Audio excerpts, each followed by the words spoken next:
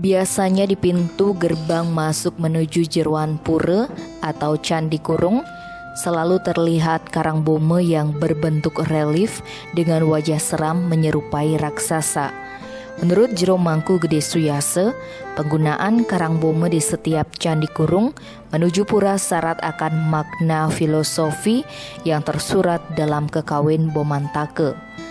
Makna filosofi Karangboma yang pertama sebagai sarana pengelukatan atau penetralisir bagi pemedek yang nangkil ke pura dan simbol untuk menghilangkan sifat-sifat keraksasaan ketika memasuki pura sehingga yang ada hanyalah sifat-sifat Dewi Sampat atau sifat-sifat dewa.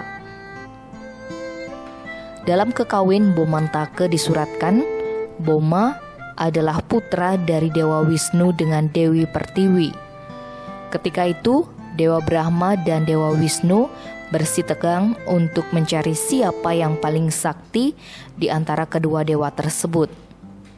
Akhirnya Dewa Siwa datang dan memberikan saran untuk mengetahui siapa yang paling sakti di antara Wisnu dan Brahma dengan menyuruh kedua dewa tersebut untuk mencari ujung dan pangkal lingga.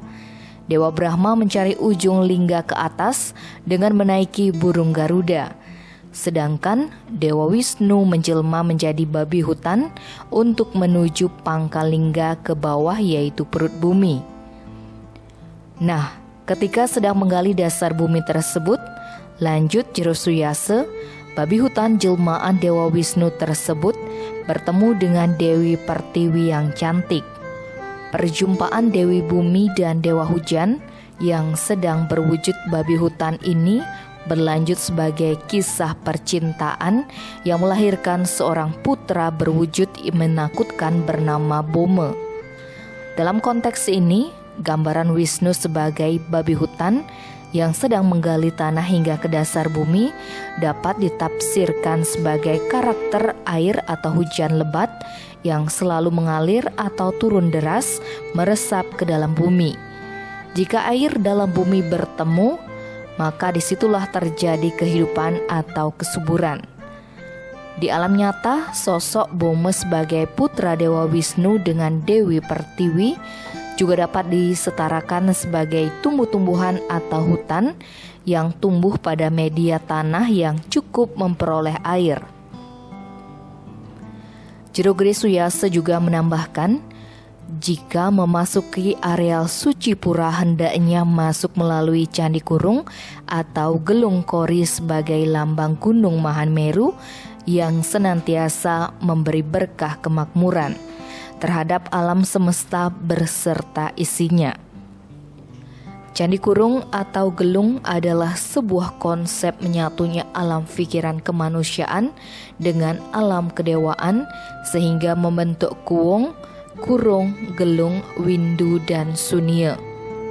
Sedangkan ornamen Karangboma di atas pintu masuk Candi Kurung tersebut lanjutnya berfungsi sebagai media pengelukatan atau penyucian karena ketika memasuki pura berarti badan kita secara langsung disucikan oleh Karangboma yang artinya kesejahteraan, kesentosaan yang divisualisasikan sebagai air yang membersihkan segala kotoran.